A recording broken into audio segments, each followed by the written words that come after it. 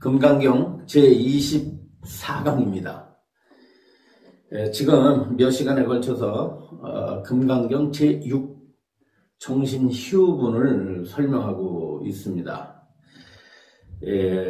이 정신희우분에 아상, 인상, 중생상, 수자상과 더불어 법상, 비법상이라고 하는 용어가 나오죠. 이 부분을 살펴보았습니다만 오늘 한 번 더 설명을 하고 넘어가겠습니다. 대승의 그 핵심 사상은 공사상입니다. 공사상. 일체 개공이죠. 일체법 개공. 모든 존재는 다 공한 것이다 라고 하는 것입니다. 이 공한 것을 이제 강조하기 위해서 그 유견을 깨뜨립니다. 유견이라는 게 뭐냐면 있다는 거 여기는 거, 실제한다고 여기는 거죠. 자신의 몸과 마음, 더 나아가서 우리들이 접하고 있는 일체 대상들이 다 실제한다고 여기는 것을 대승에서는 그것을 깨뜨리고 있습니다. 실제하는 것이 아니다라는 거죠. 그 실제하지 않는다는 것을 이것을 이제 한 글자로 공이다 그랬습니다. 그래서 우리가 공이라는 말은 이제 그 빌공자를 썼습니다만 뭐 공간의 개념이 아닙니다. 공간의 개념이 아니고 실제하지 않는다. 진실성이 없다. 진짜로 있는 것이 아니다. 있긴 있는데 그것이 공으로 존재하는 것이다 그랬습니다. 그래서 이게 참 모든 법이 공한데 뒤에다 존재자를 붙이는 것이 또 이게 공과 사실은 어긋나는 그런 단어죠. 공으로 존재한다. 그 좀 이상하지 않습니까? 존재한다는 것은 있다는 뜻인데 뭐가 있다는 뜻이잖아요. 존재한다는 뜻은. 그런데 그 있다, 존재한다는 것을 부정하기 위해서 그 공이라고 표현을 했는데 거기다 또 공으로 존재한다는 말을 이렇게 제가 사용하면 좀 이율배반적이잖아요. 좀 모순적이지만은 그렇다고 여러분 보세요. 우리가 존재하지 않는 게 아니잖아요. 여러분들 몸도 있고 마음도 있고 그렇지 않습니까? 앞에 보면은 책상도 있고 컵도 있고 다 있습니다. 조명도 있고 다 있잖아요. 그러니까 부정할 수가 없어요. 존재하지 않는다고 볼 수가 없습니다. 그래서 제가 존재한다라는 용어를 썼습니다만은 실제는 이것이 존재라기보다는 그냥 공이라고 할 수가 있죠. 실제하지 않는다. 그래서 이 공을 깨치는 것을 공을 바르게 알고 바르게 이해하고 또 수행을 통해서 바르게 깨치는 것으로서 대승의 법은 완성된다고 할 수가 있습니다. 그만큼 공이 대승불교에서는 아주 기독교의 하나님이라고 하는 그 용어만큼이나 중요하다고 할 수 있겠는데요. 심지어는 대승에서는 부처님을 뭘로 표현합니까? 공성을 부처님으로 표현합니다. 부처님을 봤다는 것은 어떤 불상을 본 것이 아니라고 그랬죠. 뭘 보느냐? 바로 이 지혜로서 공성을 깨달은 것을 그것을 부처로 봤다고 한다면 모든 법이 공함을 부처로 삼는 거죠. 부처는 이 대승경전에서 이 부처는 꼭 석가모니 부처님과 같은 그런 그 위대한 성인을 가리키는 게 아니고 뿐만 아니라 모든 지니고 있는 법성, 그 공성을 부처라고 한다. 이렇게 이제 몇 번에 걸쳐서 제가 설명을 드렸습니다.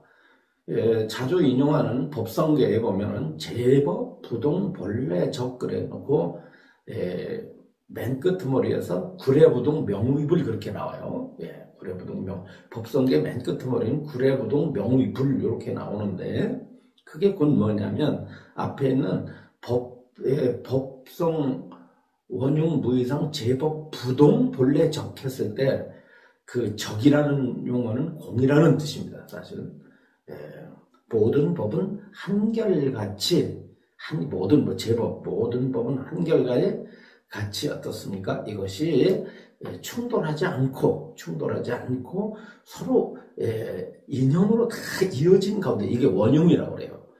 인연으로 이루어진 가운데에서 움직임이 없다는 것은 나고 죽음이 없던 뜻입니다. 나고 생하고 멸함이 없어, 생겨나고 사라짐이 없이 항상 고요하다, 이런 뜻인데, 그게 곧 뭐냐면 공하다, 이 뜻이에요.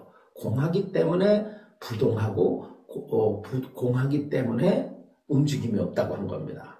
앞으로 제가 언젠가는 이 법성계를 따로 설명을 해드리겠습니다만, 그런 그 이치를 설하시고 나서 맨 끄트머리 구례부동 명부이르라, 옛부터 이렇게 말하기를 부처라고 이름했다, 그 뜻입니다. 그러니까 이 공성이 곧 뭐다? 부처다, 그 뜻이에요. 그러니까 기존적인 부처님에 대한 관점을 완전히 다르게 보고 있는 것이 이 대승의 특징입니다.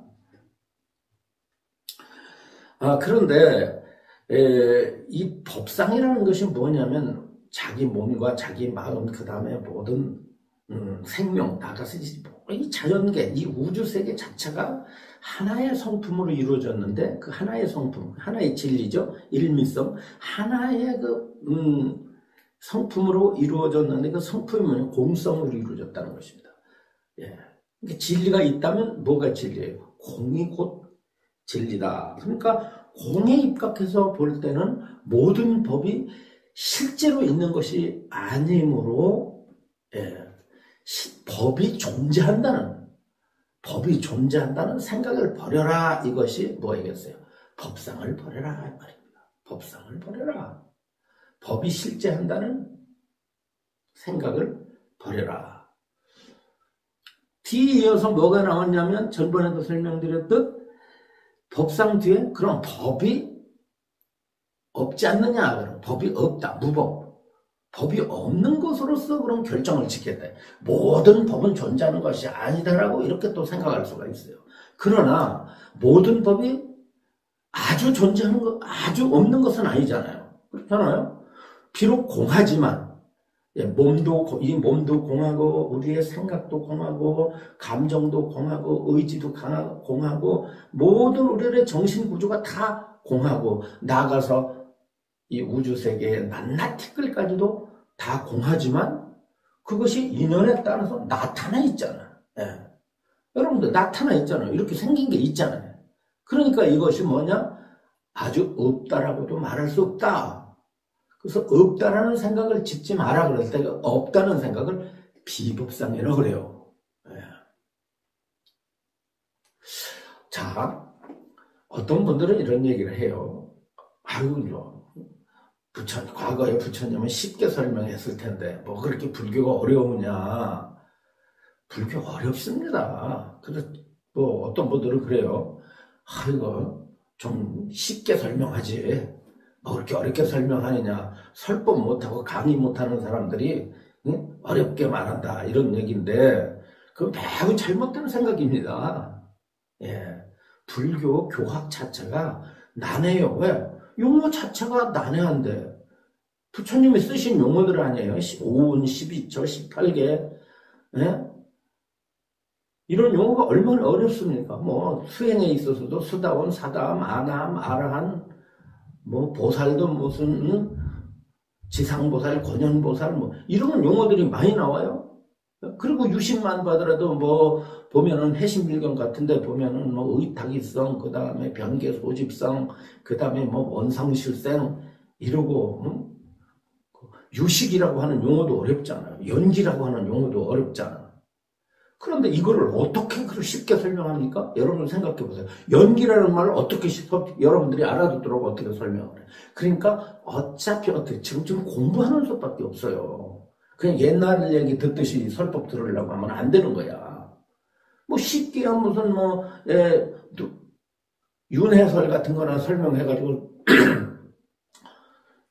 우리가 죽으면 뭐 다음 생에 뭐 업에 따라서 소되고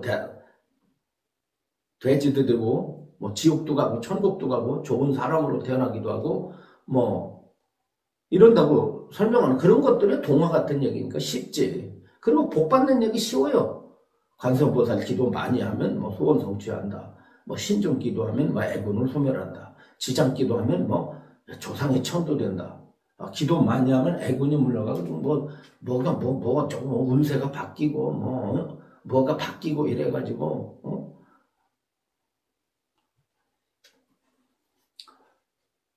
나쁜 일 당하지 않고 뭐 좋은 일 당해서 복을 얻는다. 이런 얘기가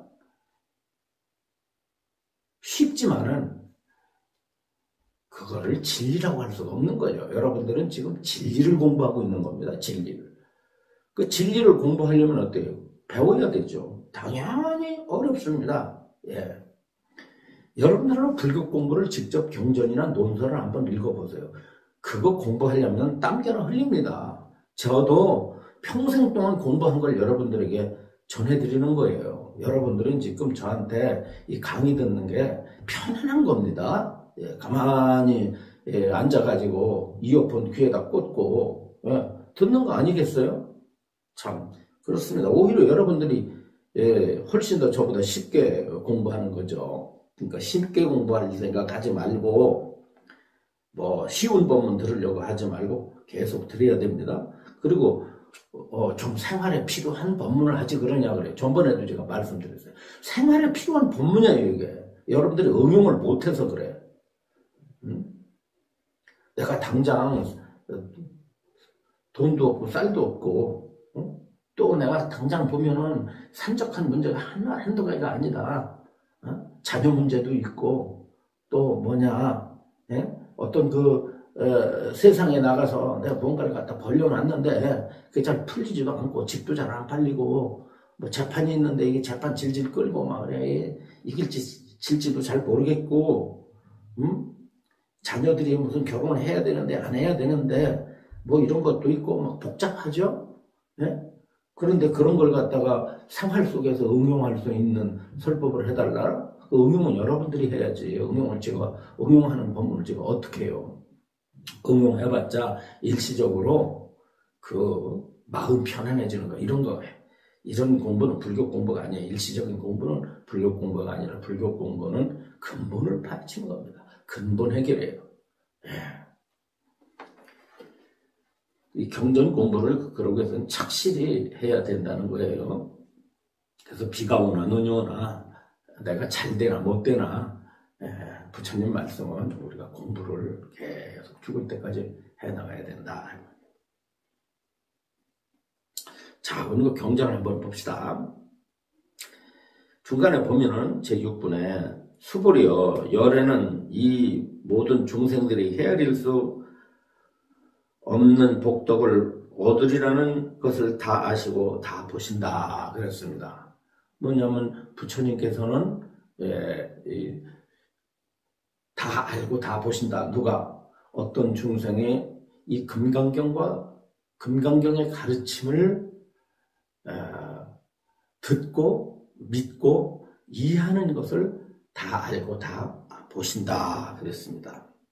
이런 중생들은 이 금강경을 듣는 중생들은 자아가 실제한다 아상을 일으키지 않고 대상이 실제한다는 인상을 일으키지 않고 우리들의 중생에 어떤 실체가 있다고 하는 그런 중생성을 일으키지 않고 삶과 죽음이 실제한다는 그런 수자상을 일으키지 않는다. 그리고 법이 있다는 생각도 일으키지 않고 반대로 법이 없다는 생각을 일으키지도 않는다. 왜냐하면 모든 것이 다 공하기 때문이다.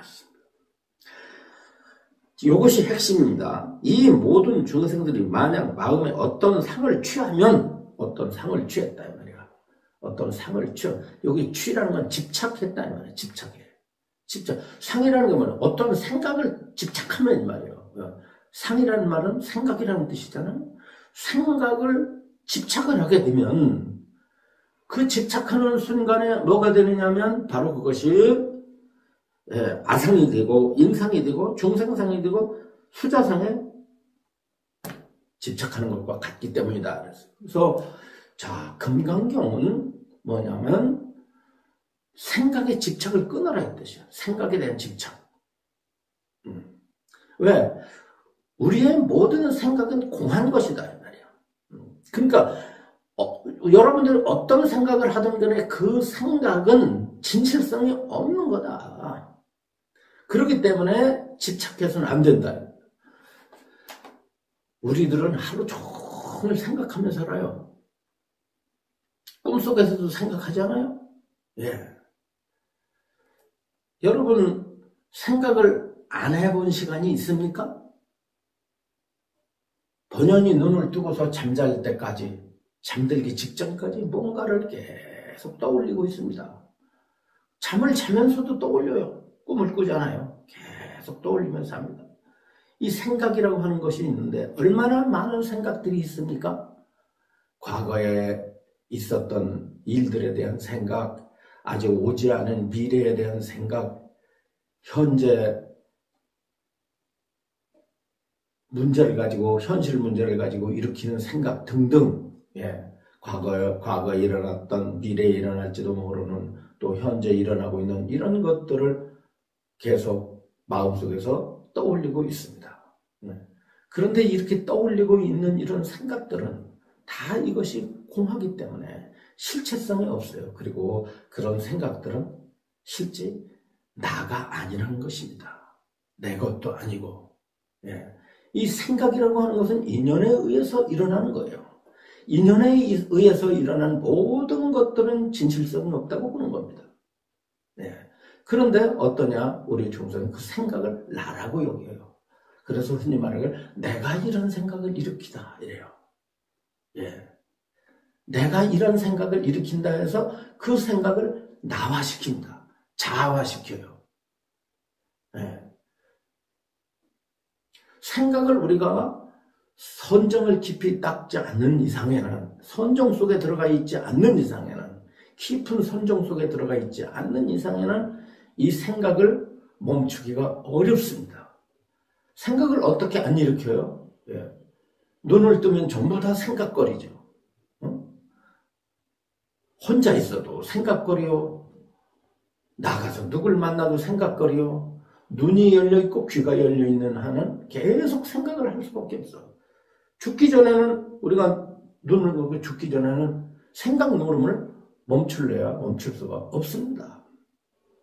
그런데 그 생각을 부처님께서는 뭐라고 가르치냐면 그 생각은 공한 것이니 그 생각에 얽매이지 마라. 붙들려고 하지 마라.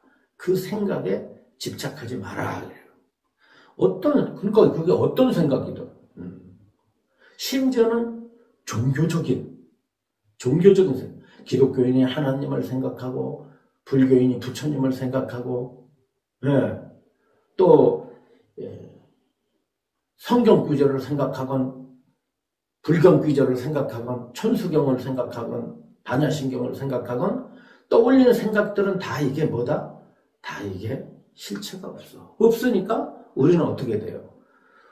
나쁜 생각도 좋은 생각도 전부가 다 공해버렸다. 그 본성이 공하다. 실체성이 없으니까 그 좋은 생각도 나쁜 생각도 성스러운 생각도 천한 생각도 이런 생각도 어떤 생각도 그 생각도 집착해서는 안 된다.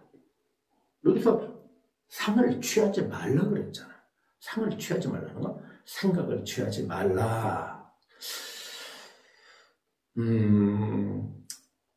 일단 이렇게 이해를 하는 거예요. 어떻게 하면 그러면 상을 취하지 않을 수 있을까라는 것은 다음 얘기야. 일단은 이 본문을 일단 듣자 이 말이야. 우리의 생각은 어떤 생각을 하든 간에 이 상이 헛되고 망령된 것이다. 범소유상은 개시화망인 것이다 그랬잖아요. 그러니까 생각을 일으킨다 할지라도 약견재상 비상이라 만약 생각을 일으킨다 할지라도 그것이 진실이 아닌 줄 알면 약견재상 비상 아니면 그것이 곧 부처로 나가는 길이요 부처를 보는 길이다. 부처님을 보는 것이다. 즉견열애니라 이렇게 말한다.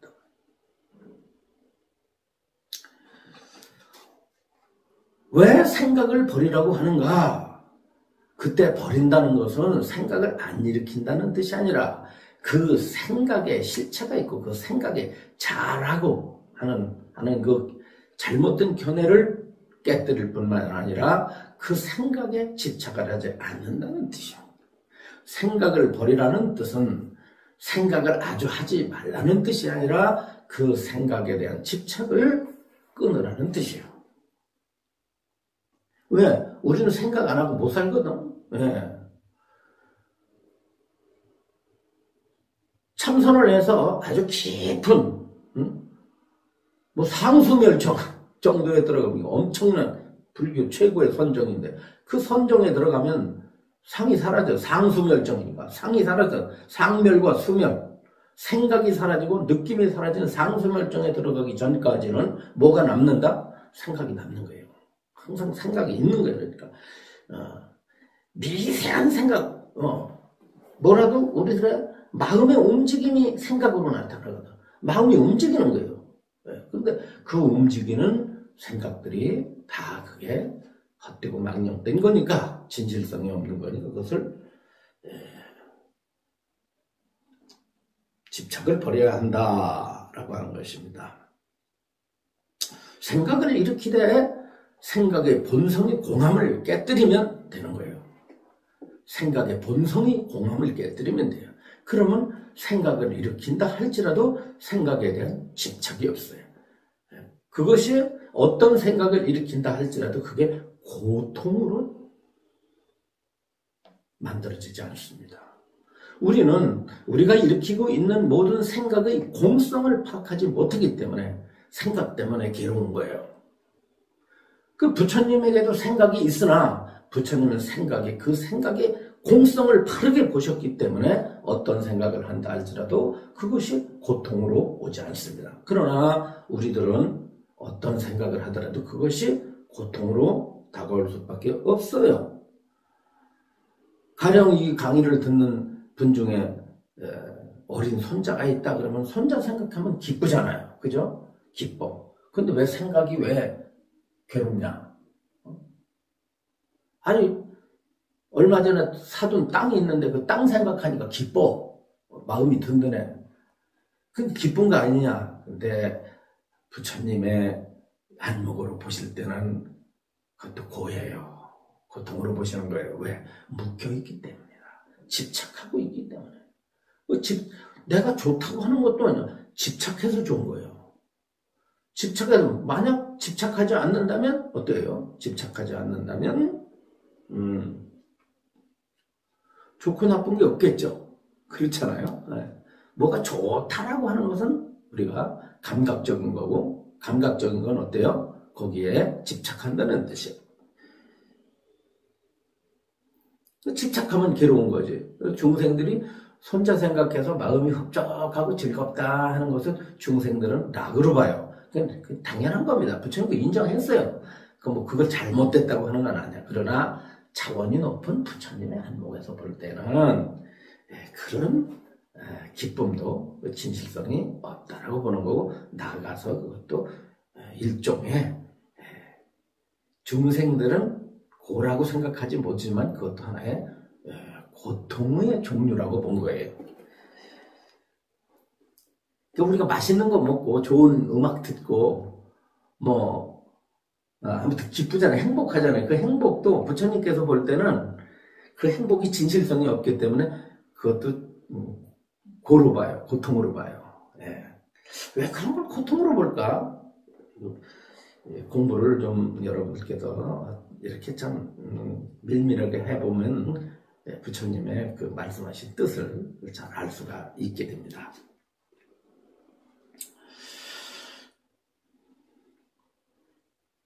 그러니까 이 모든 중생들이 만약 마음에 어떤 상을 취하면 그게 아상, 인상, 중생상, 스자상이 되어버린다. 그러니까 생각의 노예가 되지 마라 이 뜻이에요. 이 공부가 어렵죠? 생각의 노예가 되지 마라.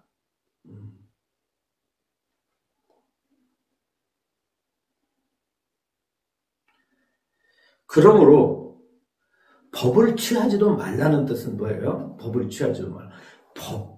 우리가 이 법이라고 하는 것도 법에 대한 집착하지 말고 보고 들리는 것들에 대해서 집착하지 말고 이 뜻이에요. 자기 몸에도 집착하지 말고 자기 마음에도 집착하지 말고 또 이렇게 만나고 있는 멀고 가까운 인연들, 가까이는 자신의 어떤 권속 가족들, 또 멀게는 이 바깥에 나가면 많이 만나고 있는 여러 가지 사람이나 또 사물, 여러 가지 사건들 그렇잖아요. 이 세상은 누구예요? 사람이 있고 사물이 있고 사건이 있잖아요. 우리가 살아가는 건 새 속에서 살아가. 사람 속에서 살아가고 거기서 일어나는 일, 사건 속에서 살아가고 그 다음에 밖에 나오는 사물들, 나무니 꽃이니 구름이니 그 자동차니 무슨 집이니 이런 거 전부 다 사물 아니에요? 여기 있는 이게 사물이지. 여기 있는 이 컵이 사물이요. 이런 것들이 전부 법인데 이 법을 취하지 마라. 거기 법에 대해서 집착하지 마라.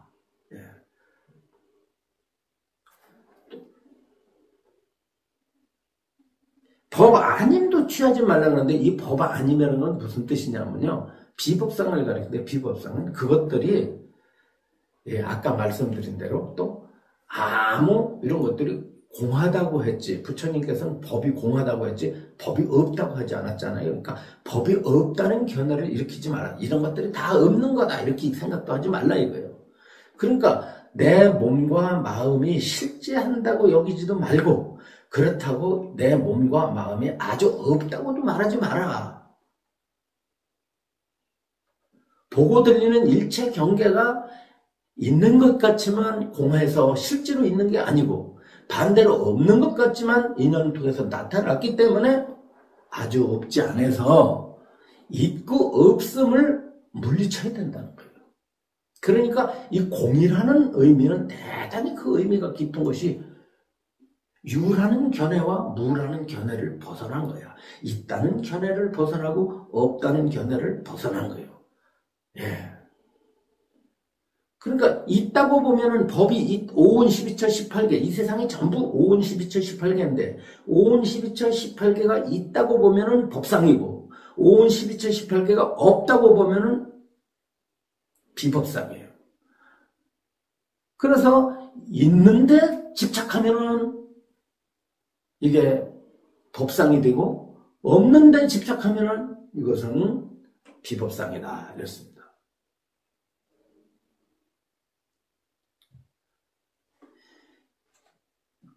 법상과 비법상을 버려야 된다라는 것을 이런 식으로 표현하시면서 마지막 귀절이 이렇습니다.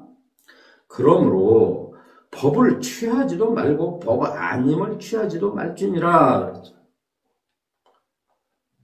방금 설명한 그대로입니다.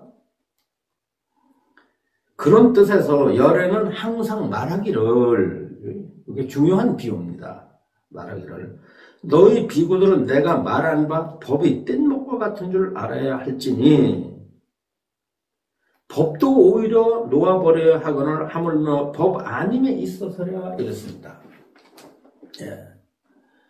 자, 부처님께서 뭘 하셨죠?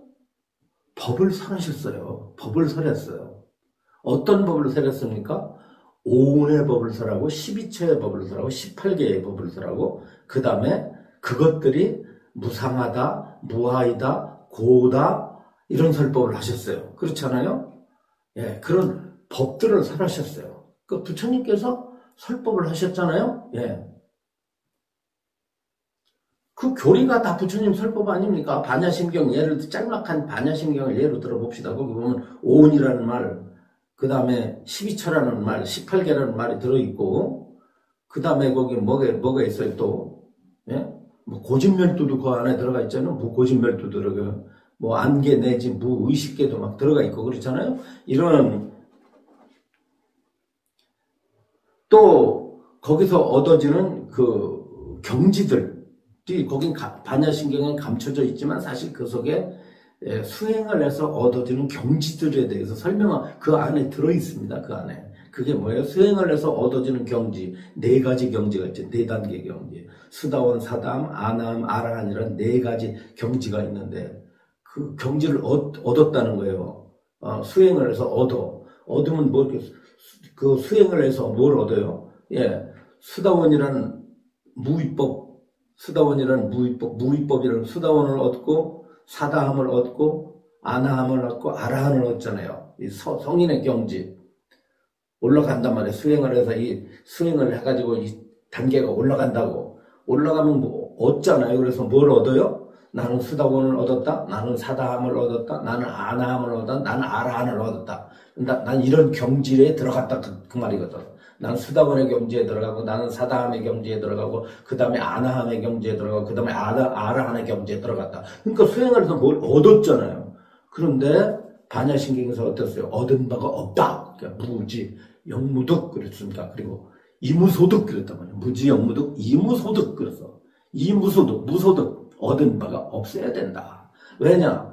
그 수다원, 사다함, 아나함, 아라한이라는 그 수행을 해서 얻어진 경지도 공하기 때문에 얻었다라고 할 수가 없다. 만약에 내가 얻어진 경지에 그것을 갖다가 스스로 나는 이런 경지를, 수다원 경지를 얻었다, 사다함 경지를 얻었다, 아나함 경지를 얻었다, 아라한 경지를 얻었다라고 한다면 그것은 진실한 것이 아니라 뭐냐? 아상, 인상, 중생상, 수자상이 돼버린다 말이에요.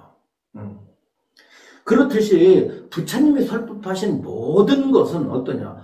모든 게 공하다라고 한다면, 모든 게 공해서 아까 말씀드린 대로 실제 하는 것이 아니라면 부처님의 설법도 어떨까? 부처님의 설법도 이것도 공한 거예요. 자, 여러분, 제가 지금 이제 이 시간에 드리는 반드시 기억해야 돼요. 반드시 잊어서는 안 돼. 그게 뭐냐면 이 부분은 법도 버려야 하거늘 비법이라고 그랬어요. 요거는 다른 의미로 어떠냐면 부처님이 설하신 법에 대한 집착을 버리라는 거예요. 예. 부처님이 설하신 가르침을 뜻해요. 여기서의 법은.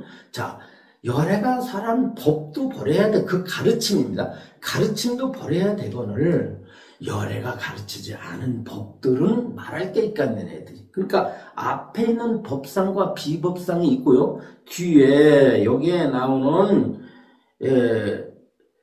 내가 말한 바 법이 뗏목과 같은 줄 알지니 법도 오히려 버려야 하거늘 법 아님이라 이렇게 설하셨죠. 요때 법은 어디에 들어가느냐? 가르침에 들어갑니다. 가르침. 부처님의 가르침. 그러니까 부처가 가르친 그 가르침도 어떠냐? 집착하지 말아야 되거늘 하물며 부처님이 언급하시 아닌 세속의 법이야 말할 게 있겠느냐? 그 뜻이죠. 이것은 무엇과 연결이 되어 있느냐면 앞에서 말한 법이 있다는 견해 혹은 법이 없다는 견해와 이것이 맥을 같이 해서 설하신 것입니다. 맥을 같이 해서 아무튼 부처님께서 5원이니 12천이 18개니 사성제니 팔정도니 또 개정의 사막이니 거기서 얻어지는 아까 말한 네 가지 그 경지들 수다원, 사다원, 아나함, 아란 이런 경지들에 대해서 설하시고 뿐만 아니라 수많은 경전들을 설하셨잖아요. 연기를 설하시고 이런 설법한 내용들이 결과적으로 부처님 입으로부터 나온 설법인데 그 설법도 어떻게 되냐? 집착의 대상이 아니다라는 거예요. 예. 왜냐하면 모든 법이 공했는데 모든 법이 공했다라고 한다면 법이 실제하지 않는다면 모든 법이 실효성이 아니라면 부처님께서 설하신 설법도 고정화시킬 수 없다. 그걸 실체화시킬 수 없다. 모든 법이 공하다고 한다면 그 공함을 내용으로 하는 부처님의 설법도 공성이고 따라서 부처님의 설법 또한 공하기 때문에 그 설법에 집착할 바가 없는 것이다. 그러므로 너희 비구들은 내가 말한 바 법이 뗏목과 같은 줄 알지니. 이랬습니다. 뗏목과 같은 줄 알지니. 자, 법이 뗏목과 같다 그랬습니다. 예. 뗏목은 뭘까요? 강을 건너는데 필요한 도구일 뿐이에요. 그렇잖아요? 그러면 강을 건너고 나서는 어떻게 될까요? 강을 건너고 나서는 뗏목을 버려야죠. 버리든지 뭐 강가에 다른 사람 타고 또 다니라고 묶어두든지 그래야 되잖아요. 이 얘기가 왜 나오냐면 실제로 부처님 당시에 있었던 일입니다. 어떤 젊은이가 강가에 있어야 될 뗏목을 짊어지고 가는 거예요. 그 무거운 뗏목을 짊어지고 가는 거예요. 네. 그래서 부처님이 물어봤습니다. 젊은이는 왜 그 뗏목을 지고 가느냐? 그랬더니 이 뗏목은 나를 타고다 준 고마운 도구이기 때문에 내가 고마워서 집까지 갖다 놓으려고 한다는 거예요. 그러니까 인도가 얼마나 더워요. 그걸 갖다가 그 뗏목을 지고서 그 뜨거운 땡볕을 먼 길까지 집에까지 가려니 얼마나 힘이 들겠습니까? 그래서 부처님께서 참 이복의 젊은이 그 뗏목은 아무리 고마워도 강을 건넜으면 강가에다 버리든지 다른 사람이 타고 가라고 거기다 묶어놓든지 해야지 그것을 왜 짊어지고 가는가 하면서 경전에 그 젊은이를 나무라는 귀절이 나옵니다. 구절이 나와요. 예. 그와 같이 부처님의 설법도 뗏목과 같다 이 뜻이에요. 방편이에요. 이거는 부처님의 설법은 공을 깨닫기 위한 방편이란 말이죠. 예. 법이 본래 공하다는 사실을 깨닫게 하기 위해서 모든 법이 공함을 깨닫게 하기 위해서 법을 세운 거예요. 이를테면 모든 법이 다 공함을 깨닫게 하기 위해서 오운을 설하고 12철을 설하고 18개를 설하고 연기를 설하고 그 다음에 예? 사성제를 설하고 삼법인을 설하고 막 이런 수많은 교설들이 나온 거다 이 말이에요. 예.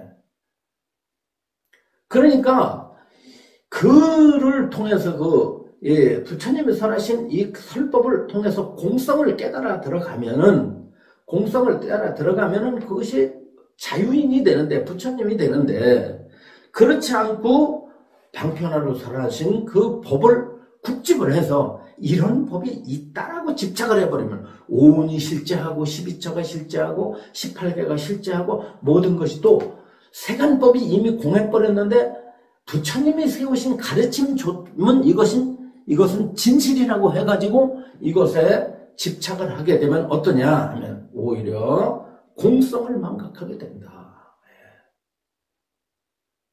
거기에 얽매이게 된다 이 뜻이에요. 가령 여러분들의 마음이 여러분들 마음에 아주 깨끗하고 정말 그 걸림이 없는 지혜가 있다고 칩시다. 그 지혜가 본래 불교에서는 여러분 모든 중생에게 걸림없고 깨끗한 지혜가 있다고 그러잖아요. 본래 갖춰져 있다고 그러잖아요. 그 수행을 통해서 그것을 발현하게 되면 그것을 드러내게 되면은 어떻습니까? 그 번뇌가 사라지고 나아가서 모든 법이 공함을 알게 돼서 괴로움으로부터 벗어나고 자유인이 된다. 이렇게 가르치고 있잖아요. 쉽게 말하면. 그렇게 하고 있는데 거기다가 경전이라고 하는 것을 또다시 실천시키게도 경전을 국집하게 되면 부처님이 설하신 설법을 거기다 넣어놓고 그것을 또 고집하게 되고 집착하게 되면은 그게 뭐가 돼요? 오히려 장애물이 될 수가 있다. 마치 젊은이가 털털 털고 뗏목을 타고서 건넜으면 털털 털고 뭐 아무것도 갖지 않고 편안하게 길을 걸어가야 되는데 오히려 뗏목을 등에다 짐으로 말미암아 더 큰 문제를 안고 가게 되는 것처럼 부처님이 설하신 그 가르침 자체에도 집착을 해서는 안 된다. 만약 부처님의 가르침 자체에 집착을 하게 되면은 그것은 아상인상 중생상 수저상이 된다. 하물며 부처님이 설하신 법도 그렇거늘 가르침도 그렇거늘 세상에 잘못되어진 가르침들이야 말할 게 있겠느냐. 세상법이야 말할 게 있겠느냐 이거야. 그렇잖아요. 부처님 가르침도 마음속에서 그것을 집착하고 간직하고 그렇게 다니지 말아야 될 거를 하물며 세상에 이래야 말할 게 있겠느냐. 부처님이 가르치지 않은 것들이야 말할 게 있겠느냐 해서 여기서는 뭐냐면 자 앞에서는 부처님이 뭘 지우셨어요. 기가 막히지. 부처님의 예배 대상은 부처님의 형상을 지우셨어요. 이거는 열애, 이 열애는 이 너희들이 바라보고 있는 이 모습으로서의 부처는 진실이 아니다라고 가르쳤죠. 예. 수불이야 32길상으로서 열애를 볼 수 있겠느냐? 아닙니다. 세존이시여 32길상으로서는 열애를 볼 수 없습니다. 그래서 부처님이 자신의 육체를 지우셨어요. 몸을 보여. 그러더니 이번엔 뭘 지웠느냐면 부처님이 스스로 하신 설법을 지웠어요. 설법을. 이 설법에도 얽매여서는 안 되느니라. 옛날에 성철 스님이 설법 실컷하고 나서 뭐라 그랬어요? 내 거짓말이야 나 이거야. 다 거짓말. 속지 마라. 다 거짓말이야 거짓말. 속으면 안 돼. 이랬단 말이에요. 그렇게 말한 거를 이런 뜻을 알아듣지부터 기독교인들이 유튜브를 보면 성철 스님이 다 불교를 그런 스님도 불교를 부정했다. 자기 말이 전부 거짓말이라고 했다. 다 속였다고 했다. 그러니까 불교는 거짓말이다. 뭐 이렇게 또 잘못 알아듣고 그래요. 또 옛날에 선세들은 뭐라고 그랬냐면 비단 부채로 눈을 가리지 말라 그랬어요. 여러분들 그렇죠. 지금 더운 여름날 비단 부채를 딱 가지고 앞을 딱 가려보세요. 앞을 가리면 앞이 보입니까? 안 보입니까? 안 보이잖아요. 아무리 아름다운 비단위로 만들어진 부채도 눈을 가리는 것밖에 안 되듯이 뭐냐면 이 부처님의 가르침을 어떠냐. 부처님의 말씀도 넘어서야 된다는 뜻이에요. 그러니까 엄밀한 의미로 말하면 불교도 넘어서야 진짜 불교다 이 말이야. 예. 이게 참 어렵죠. 그러니까 깨닫고 나면 실제 깨닫고 나면 어떻게 되냐면 이건 부처님의 가르침은 이건 뗏목이야. 근데 뗏목을 의지하지 않으면 강을 못 건너. 그러니까 지금처럼 우리가 착실히 공부를 하다가 나중에 공부로 무르익어서 깨닫게 되면은 이 부처님이 설하신 이 고귀한 가르침들, 이 금강경 규절 자체도 이것이 방편이었구나라고 하는 걸 알게 되고, 그러면 깨달음 속에 들어가면, 부처님의 지혜 속에 들어가면 이 언설이 없어져. 이와 같은 이런 언설, 이런 글자로 된 금강경이 이것이 없어진다 이 말이에요. 예, 없어지게 돼 있어요. 그러니까 어떻게 되면 강을 건너고 났으니까 뗏목은 남을 위해서 이제 다른 사람을 위해서 설명을 하는 거예요. 그러니까 부처님의 설법은 중생 때문에 설한 것이지 부처님한테는 어떠냐면 사실 설할 법이 없어. 부처님한테는 설할 법이 없어요. 왜? 모든 게 공함을 꿰뚫어 보셨기 때문에 공함을 꿰뚫어 보면 모든 언설이 없어져 버려요. 왜? 생각이 벗어났기 때문에. 생각을 벗어났기 때문에. 야, 이 생각을 벗어난 도리, 상을 벗어난 도리, 이거는 상에 집착이 없는 도리거든. 생각으로부터 벗어난 도리야. 생각을 벗어난 도리를, 생각에 집착이 없는 도리를 깨달은 분에게 뭘 할 말이 있겠는가. 그래서 비신, 현신, 무법설법이라 한단 말이에요. 몸 아닌 부처님께서는 몸이 아닌데 중생들에게 몸을 보이셨고, 이 설할 법이 본래 없는 것인데 부처님께서 입으로 법을 설하셨다. 그래서 비신, 현신, 무법설법이라 이런 가르침이 화엄경에 있어요. 이 뜻이. 오늘 공부한 거, 법에 집착하지 마라 라고 하는 거예요. 법상을 일으키지 마라.